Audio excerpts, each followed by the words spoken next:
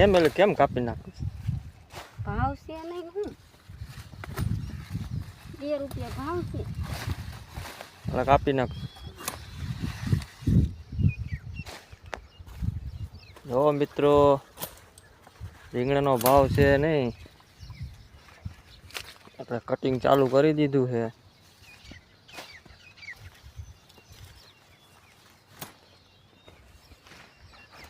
ભીંડો વાવ્યો છે, એ બાજુ આમ ચોરા છે.